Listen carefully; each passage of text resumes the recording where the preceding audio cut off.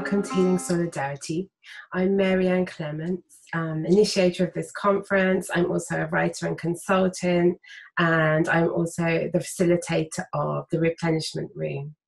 And today's interview, or the interview you're about to watch now, is with Jennifer Lentfer. So I came across Jennifer originally as the founder of the How Matters blog. And Jennifer's been blogging for a number of years at How Matters, as she works in the sector in communications, and asking us really some of the difficult, fundamental and foundational questions about how we do our work. And her central tenet really is that how we do our work really matters. That it's not okay just to be doing the work. We've got to be very conscious about the how.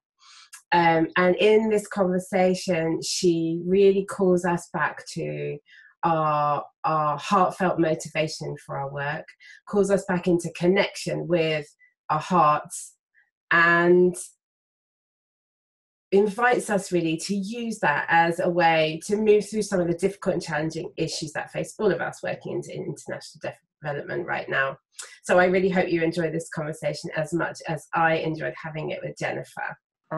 Welcome. So I'm here with Jennifer Lentfer today.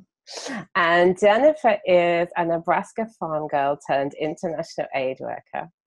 And she's the director of communications at Thousand Currents, who are a California-based grant maker. And she's also the creator of the blog howmatters.org.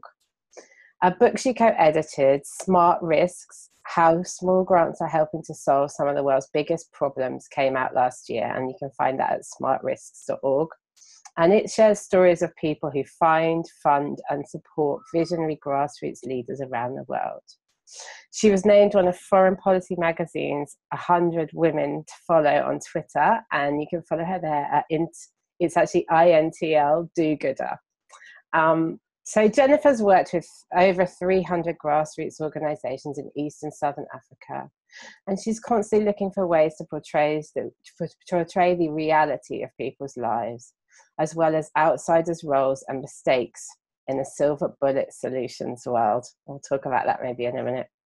With her students in Georgetown in 2014, she published The Development Element, Guidelines for the Future of Communicating About the End of Global Poverty.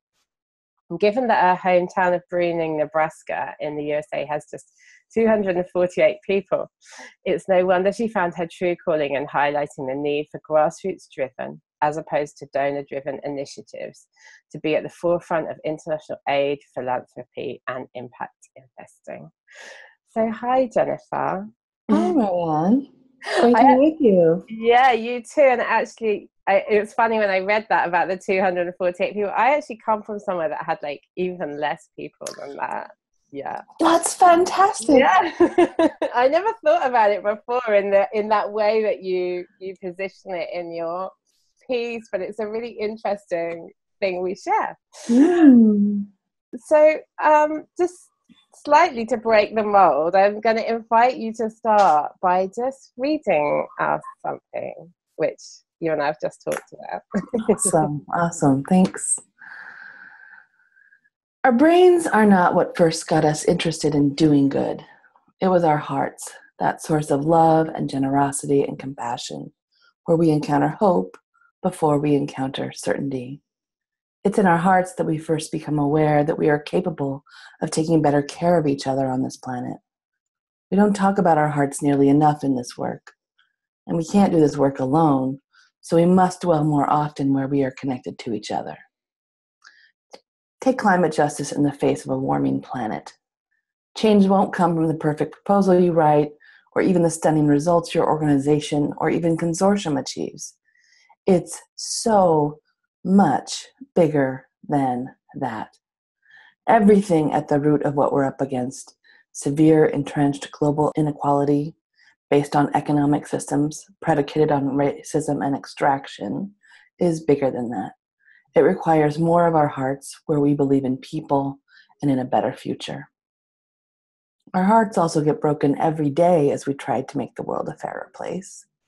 Not only do we have to accept the limitations of what we can individually achieve, those of us in rich countries have to acknowledge the damage that has been done, not just in our lifetimes, but also by our ancestors. Yet our hearts also hold the fuel for imagination. When it's hard to get our brains around all this brokenness, our hearts know the incalculable sacredness woven within, around, and through our human frailty. When healing arrives, my experience tells me that my heart can be the source of joy, virtue, delight, gratitude, purity, strength, integrity, courage, and solidarity are choices made by our heart. I love that.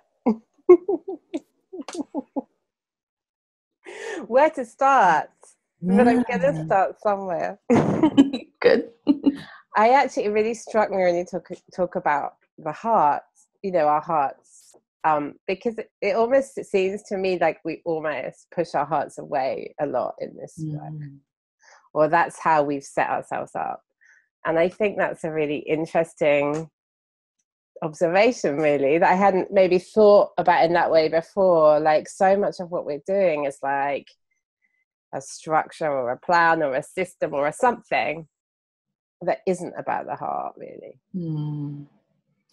We work in an industry, and it is an industry, right, where it's difficult to show up with our whole selves for lots and lots of reasons. And I think the lack of the fact that we're keeping our heart out is really a coping mechanism and a defense mechanism. Right. Because we're up against these deeply entrenched problems. And our organizations, unfortunately, reflect a little too much of the world we're trying to change. Mm-hmm. And we're on teams and we're moving fast, and everything we're in is a very human endeavor, which is fraught with mess and inefficiency and all of those things that are kind of hard to handle. And then we get stuck in the hypocrisy of it, because it feels even worse sometimes, because we think we're here to change the world. Yeah, right. And then we're recreating it inside our organizations, and that feels just like too much sometimes. And so cynicism, which is, I think, the most common form of covering up our hearts in this sector, it helps us to stay numb. Yeah. Right. And to not feel the grief and the loss and the disappointment that is also part of this work. And I talk to a lot of young people. A lot of young people read How Matters, and they reach out often in their first job or looking for their first job, and they're still in that idealistic phase. And so what they're looking at is overwhelming. Yeah. And they don't want to, what the younger and younger generations feel like is that there's not a values alignment anymore. Yeah. And then what do you do? And so a lot of them are opting to start their own thing. And I don't know that that's the answer either. No. So it is a time to talk about, what does healing look like? What's our role in it? And what can we imagine? So that's why I'm really happy to join this conversation in this conference.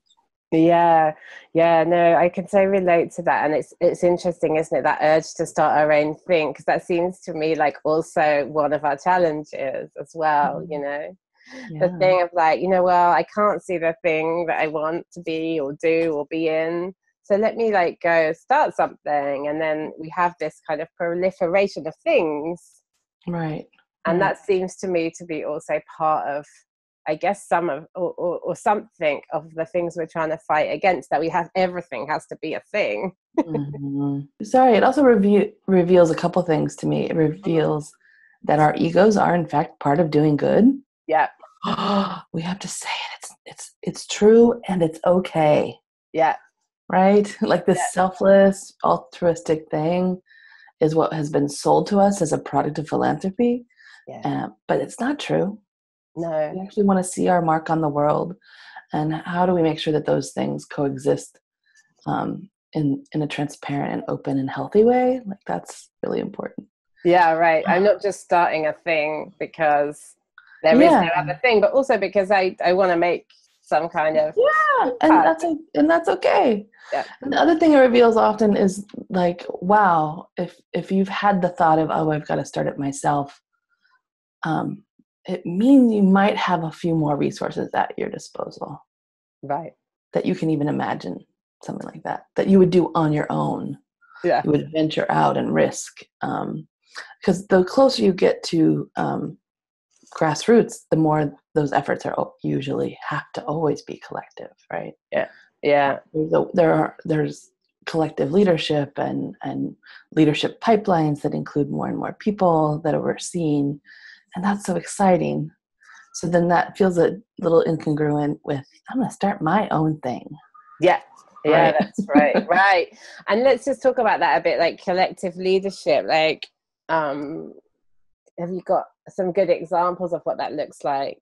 Or what you were thinking of when you mentioned that, for people just to see that kind of contrast? Yeah. So it's at Thousand Currents, where I am currently the director of communications.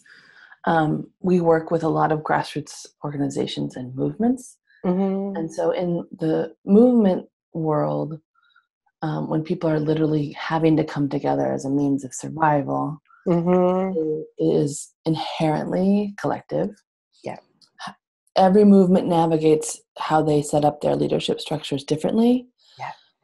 But there's a saying in philanthropy: if you know one foundation, you know one foundation, meaning they can all kind of take their own form. Yeah. And that's actually true about movements as well. Mm-hmm. And so some of it looks very formal, and there's the types of forms of organizations that we might recognize in the West and the North. Some of them is much more subtle and under what we would recognize. Yeah. I actually was thinking about this the other day. We were in Kathmandu a couple weeks ago, Mm-hmm. and one of our colleagues was their first trip, and the traffic in Kathmandu is a little crazy making if you're used to lanes and stoplights. Mm-hmm. Right. And they were getting a little anxious, and I said, listen, there is something to be learned here about submitting to what is. Mm-hmm. And the other thing to be to be cognizant of is that there is a system at work. You just don't know it. Yeah. And so it was a moment of like intense humility, and that is actually what we're called to in this work too. So part of claiming that and owning that our ego is part of this opens up the ability to be humble and to be in a learning mindset. Yeah. And I think that's why they're not exclusive. Yeah. And admitting the ego might actually help you to be more humble. Yeah. Yeah. Yeah. When we pretend we're doing this all selflessly, that's where it gets really messy. Yeah, when it becomes like, I'm this savior in some way, right? Absolutely. Yeah. So with that in mind, like, if someone's listening and thinking, oh, that, that I resonate with what Jennifer's saying, then what should I do differently in like my day-to-day work? Say I'm working in a kind of, I'm going to call it like a mainstream development organization. So, and a sort of standard job in the sector, right? Whatever that looks like. And maybe there is no standard, but like, and feeling like something's not quite aligned with my values here, and kind of wanting to embrace what you're saying. What do you think that might look like? I think it looks like courage. Mm-hmm. And I think it looks like speaking up. Mm-hmm. And I think it means staying unsatisfied, which is so uncomfortable. Yeah. And so not the place we thought we would have to be, and all of those things. Mm-hmm. And I was just talking to a young development practitioner last week. Mm-hmm. And she's first generation American, so she already brings a lot of different perspectives to the table. Mm-hmm. She's often the only woman of color in the room. She's holding just a lot, and she's young, right? That's another dynamic here. Mm-hmm. And the pressure to speak up is also huge, right? Yeah. When you represent to people a community or a different perspective, and it's so overwhelming, it can be really silencing.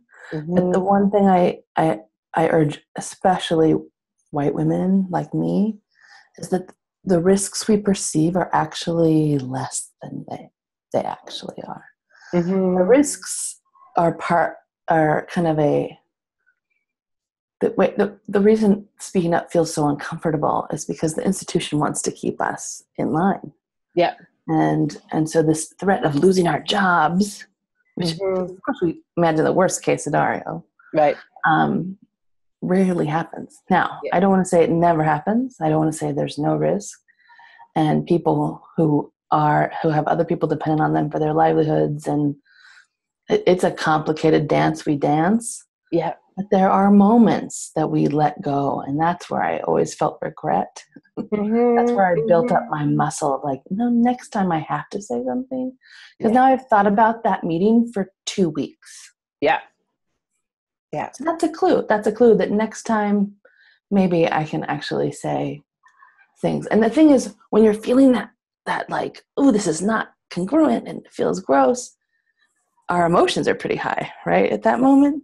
Mm-hmm. And so we're afraid we're going to come out really angry or really screechy or whatever it is. And so the other muscle we have to kind of exercise is how to be heard in those situations. And that's always evolving. That I've actually embraced as I want to be a lifelong learner of how to be heard by people not like me. Mm-hmm. I think that's like a commitment as a communicator that I've made. My mother says I came out contrary out of the womb. So that's why I do say it's a lifelong practice. But it's because I love the work so much. Yeah. It's because I really believe that change and healing is possible that I speak up. And when you're super rooted in the why, it becomes more important than you, and it just has to be done. Yeah. And there's so many great examples of our, especially within our implementing partners, sometimes they're called, or our grassroots partners. Mm-hmm. At Thousand Currents, I'm surrounded on a daily basis by people who speak up against much more entrenched and powerful people than I do. Mm-hmm. So I think I can handle it. So it is about pulling some perspective into those situations too. Yeah. Yeah. Yeah. My I guess my overall answer is you can say something. Yeah. And it might not go well, but then you'll try it again later. Like this is the activist spirit that we also push out when we just stay in our heads. Yeah. Yeah. And we choose to stay silent because all the reasons, right? Because all the reasons, yeah. And I understand those reasons, and I want to push people a little bit further. Yeah. Yeah, absolutely. Absolutely. In the piece you read, you also spoke to, the system, sort of racism and extraction in the system, right? Mm-hmm. And a little bit about, our ancestors and the things that have happened even before our lifetimes and how we acknowledge the harm that's been done. And mm-hmm. I think about this as a lot as a white, middle class, fairly ordinary in this part of the world person trying to work in international development, and how to sort of be with myself and show up. I guess I've started to think about it sort of right size, and I know I don't always get that right, but I'm interested to hear your reflections on that as well. There have been moments when I've had beloveds and colleagues say, you don't have to change all of that, right? And I'm always like, oh, right. Oh, okay. What's my piece? And and so I resonate very much with that. Yeah, and you really need a lot of strategy to figure out what is your right lane, right, or what's the right role. And that's also kind of a lifelong journey. What's the right role? I went to Zimbabwe when I was 19. I volunteered at an orphanage We Me were too. born. It was a school though. Mhm, And mhm. maybe I was 18. But Yeah, yeah. So what an amazing, weird, if you really step back, like what a strange experience it What a actually is. weird thing. Yeah. What a weird thing. And yet the delight, because I also learned about more similarities than differences. And golly, I mean, how important is that right now in our world? It's kind of the only thing that will counter some of the really dark forces at play right now. And so I don't see this like cross-cultural interaction changing fundamentally. There, more people are traveling than ever. More people have, are getting passports, and so but how do they see the world when they arrive? What do they expect they're going to see is what they see. Yeah. Which is why I've kind of gotten into narrative work and how we shift the frames that we even talk about these things. Yeah, I was 19 and I was fresh-faced, and I thought I had to play with the kids every day. Yeah. I thought the kids were not getting stimulation, or I don't know what I was thinking.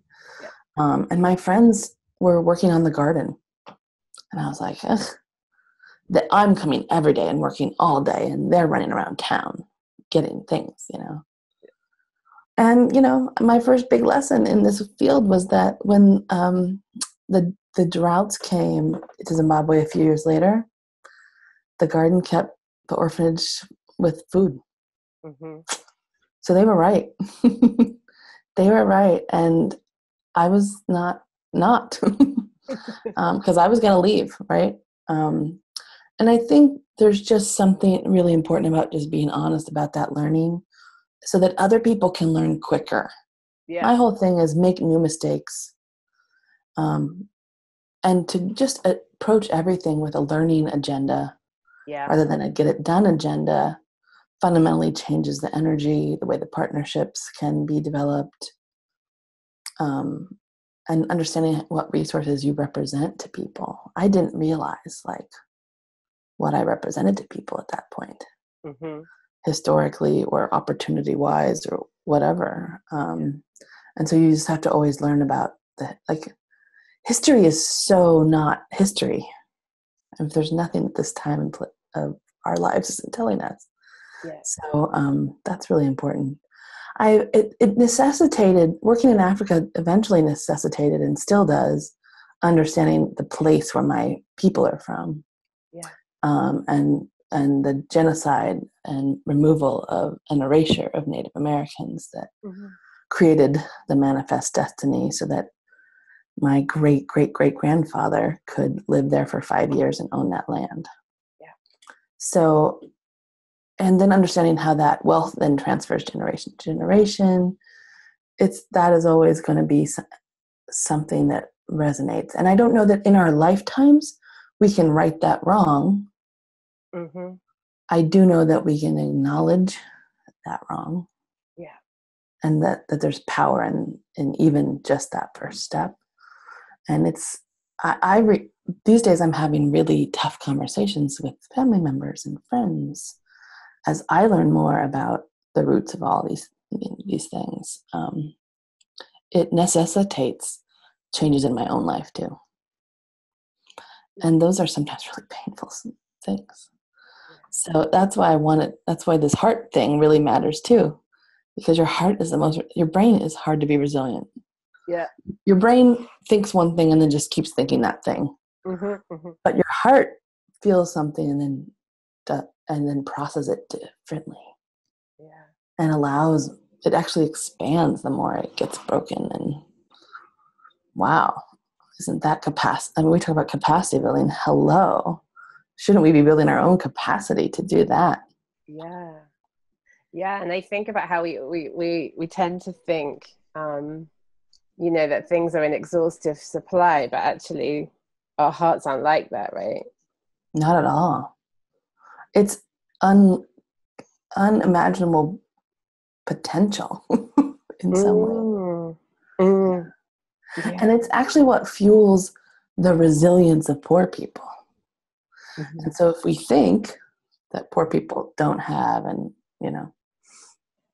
or don't have ideas. And if we don't approach it with abundance as a mindset, how can we actually support anybody to take some big leaps? Yeah. I'm going to ask you a hard question. Okay. I'm ready. Given all of the things that we've talked about, and there's probably more in all the stuff you've written, I know, so probably haven't mentioned it all today, but where you are right now in your thinking and your ideas, like, what should we stop doing? What should we stop doing? If I could control some things in our sector, if I could change some things up, I would do away with projectization. Which is, and I'm going to say it because it's radical. And because I know it will take a long time to get us there. And of course, all the caveats of sometimes a project is appropriate, blah, blah, blah. But I think we stop projects because projects make us feel like this is something to check off the list and get done and spend that money and move on to the next thing. And what we're talking about is long-term. Projects also allow for control to stay in place. And that we don't know how to work with giving up control when we're in a project.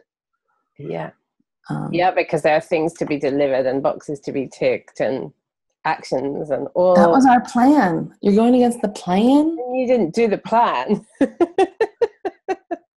Because you didn't do the plan, it must be wrong. Right.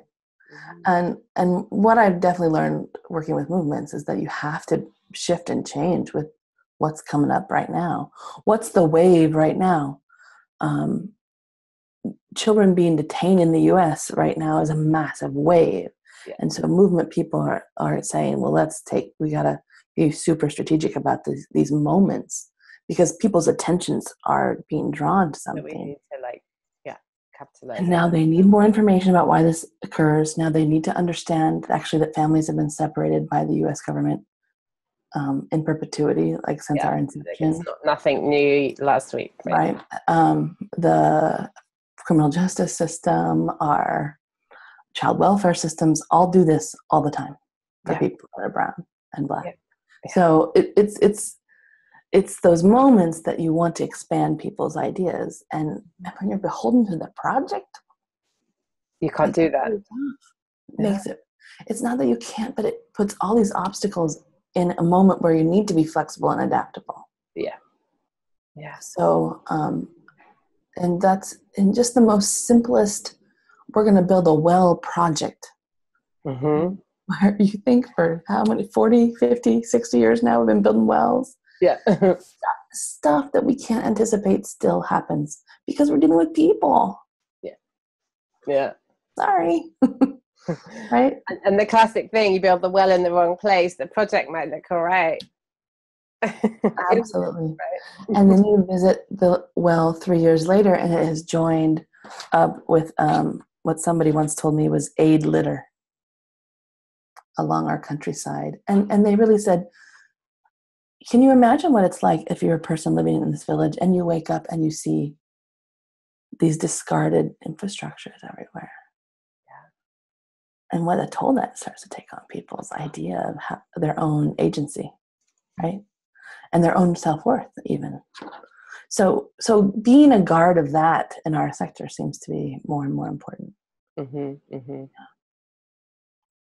And getting rid of projects would be a good step away. Yeah, why not? But why not? The thing I've also learned about movements is that you kind of have to pull some people sometimes. So that's why increasingly I'm like, we're gonna pop out and say, kill the project, because they won't. But at least someone's saying it. But it opens up what's wrong with projects that people are what project? Projects are just our everyday modality. Actually, by using a project model, you're creating unnecessary obstacles for people to make changes. Yeah. And I think about that in terms of money as well, right? So, you know, if the money is tied to the project in some way, then the money runs out when the project ends and the activities stop, for example, you know, or the project's only allowed to be 1 year because the money's only 1 year, or whatever it is. All of those things feel like inhibitors a lot of the time to like the things that need to happen, you know? Right. And they always say it's time, input, and resources, right, are the 3 pillars of a project. Because I'm trained on project management. Yes, I am, by the way. Deeply, I have certificates, but money gets prioritized over those 2 things. We know it does. We know that because of we live in the economic system we do, it's going to be the real driver, not time and not inputs. Yeah. So, yeah, that's the reality we've got to also recognize. Yeah. Yeah, I don't know. It makes me want to ask you, like, have you seen or do you know about funding models that are a bit different? I know Smart Risk talks about that, right? So. It does. It does. And I can actually speak about Thousand Currents. We, a core pillar of the way we fund is core funding. And that just means that we're doing the due diligence on an organization up front. Yeah. So who are they? How does their governance work? How do they see themselves as part of the community? Yeah. Like, that's really an important part of that organizational identity that we're looking for. And when there's just an embeddedness in the community, that's where the accountability comes from. Yeah. Not from the paper, not from the agreement. Right? It comes from people understanding what that organization's mandate is and wanting to see them succeed. And so when you look for that up front, of course we have reporting and partners tell us what they're going to do with the funds, but there's no limits on what they can do. If they want to pay the bills or start a new program, or, you know, it's really up to us. And for us, that's an expression of believing in that organization's autonomy and sovereignty. Yeah. As whole entities. So as much as we talk about coming with our whole beings, what happens when we start to look at our organizations and our partners as whole institutions? Right. And then that creates a real different dynamic in the partnership. And it's really interesting to see, especially as partnerships begin. We spend a year just getting to know each other. There's like a smaller grant. Yeah. It's dating before you get married, right? Right. And a lot of times, or no matter how great the organizations are, they come with all this baggage about what a donor relationship is. So we often spend that first year just having them learn to trust us. And deconstruct that idea. That we actually don't have to, you don't have to tell us if you want to change how you spend your money. Right? Like, we'll find out in a year. You guys do you. Now, do we want to be in contact with you and be in partnership with you? Yes. But like that permission seeking thing, that's what we got to break down. Yeah. A little bit. And then with that core support, we fund for a long time. We actually don't have caps. And when we're working on food and climate and alternative economies, these are big issues. They don't get done in 3, even 5 years. Yeah. So this whole notion in our sector about exit strategies and thinking about sustainability from the beginning, those are a step. That's a step. It's an important step. But it still is a little too transactional for me. Yeah, right. Like, there's still a deliverables idea behind that we'll get to this end and it'll be done.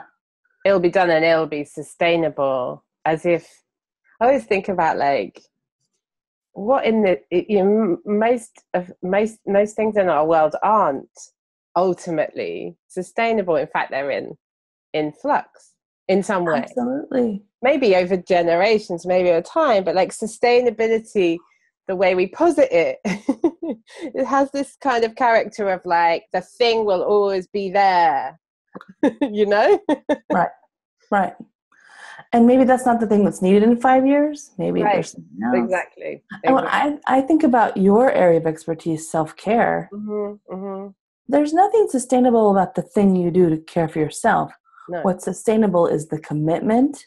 Yeah, absolutely. The practice, just the constancy of the doing, and the valuing of it. Like, it's the valuing of self-care that makes it sustainable. And that's exactly, then it occurs to me that like practice and value are sort of often missing when we talk about sustainability in that very transactional, concrete kind of way. Like, will the people still do X when I'm gone? And like, or will the structure still be there when I'm gone, or that kind of thing. It's sort of all still bound up in this idea of us leaving this mark that will kind of do something to someone. Yeah. Right. And what if we could sort of shift that idea to say, here's these people that are already doing some incredible stuff. They've identified they need this, this, and this. And actually, that's what I can help them with. And 5 years later, they're still at it. Because they were at it in the first place. Right. Without my resources. And shouldn't that be a mark of success, right? Yeah. That your due diligence was really good, that you found a group that was there for the long haul and was creating that and committed to that change. Yeah. And, we now have an aid delivery system where capital-based organizations have beautiful, formal structures that look like ours. Yeah. And then that also feels like there's some echoes of our past in that we're just duplicating ourselves. Right? Right, absolutely, yeah. And that's the stuff we've got to be really super aware of and fight against. And I got to say, it's hard because especially those of us who are white, we've been grown to just think that our idea is the idea. And so learning to shut up, learning to say, no, we're not going to do that, and hearing that and moving on and still not getting hurt by that, but just sort of understanding that, there's something else at play that I don't know about, is that practice of humility that also has to come with this. Yeah, and also that just something might work slightly differently, but it might still work, or it might work better, Right. And that your input gets to be discarded because it's just one of the pieces of the puzzle that people are holding at any time. Yeah. And so that idea that and I'm an ideas person, so it's so super easy for me to be like, what if? Yeah. And you think that's super neutral, but it's actually not, especially when you represent funding and power, right? So just walking with that is super important, I think. Yeah, and hard. And hard. Because our egos are still bound up. Yeah. It would still be great if our idea was the best idea. Wouldn't it? But maybe Didn't I just say if I could control things? Yes, because we secretly all want that, but it's just not how it really works. Yeah, and so walking with an honesty about that is the harder path. For sure. Yeah. For sure. I just want to ask you one more thing, and it's sort of in relation to your kind of I think of your expertise in kind of communications for development or about development. What is, or what's shifting, or what needs to shift there? Because I think about the kind of poverty porn kind of idea and a discomfort that I personally hold about quite a lot of the imagery that particularly international NGOs use, and languaging as well, but imagery too, in particular, perhaps. And I just wonder where you are with that. Like,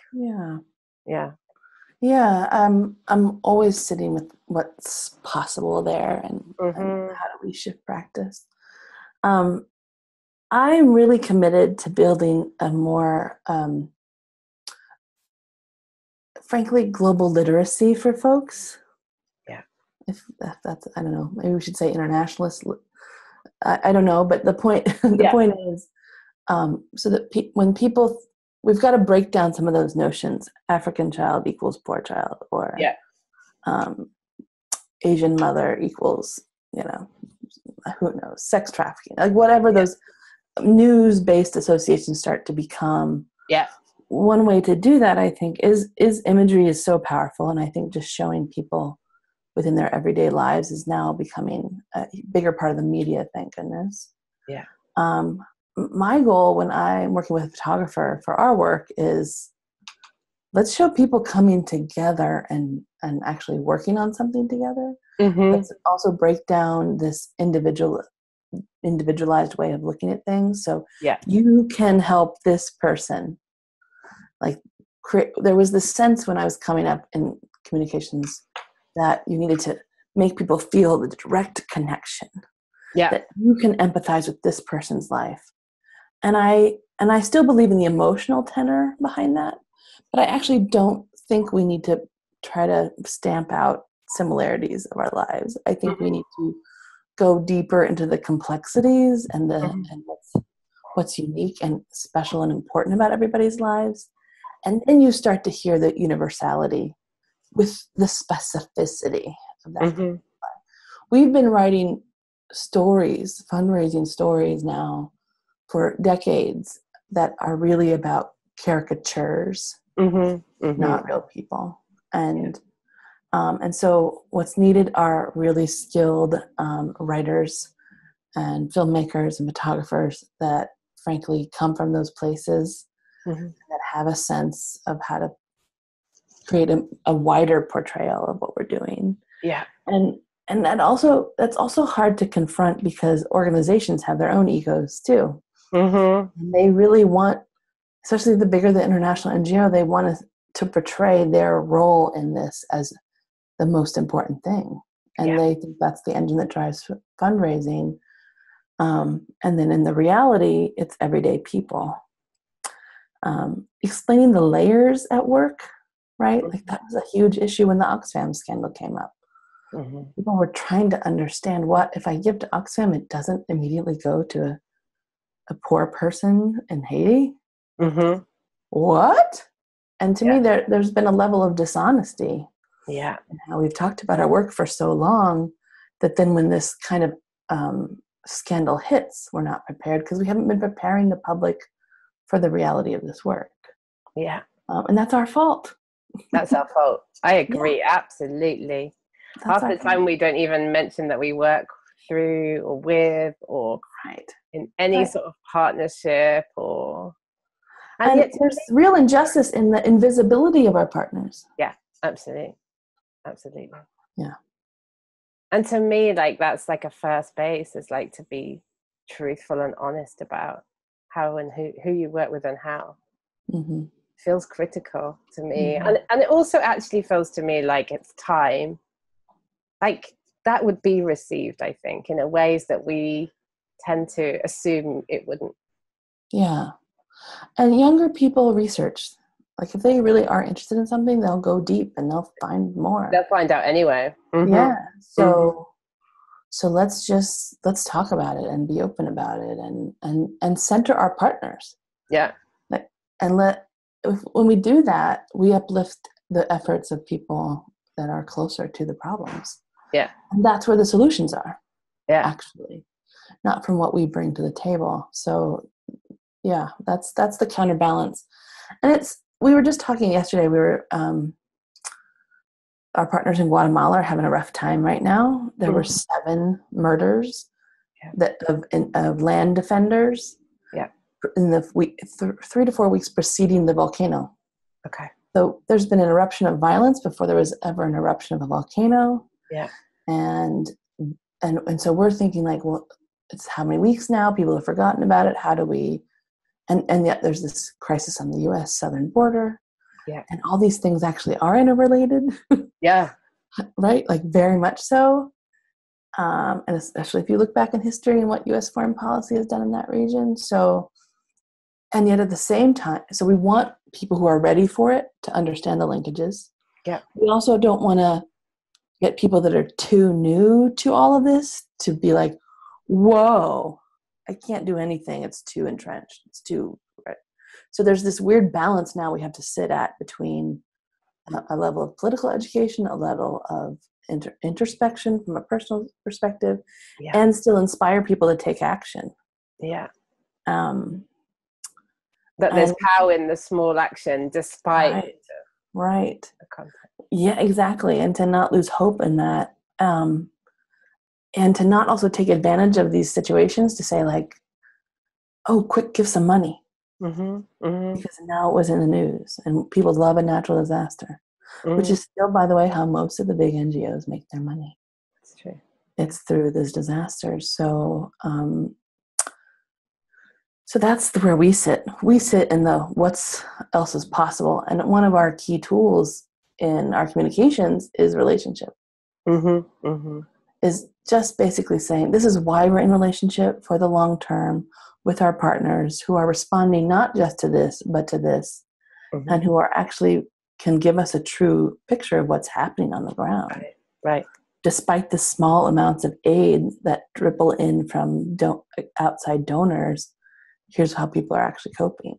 And they're relying on each other like they always have, you know? Yeah. So we'll see, but that's what we're trying to do. Just get people to that next level of analysis. Yeah.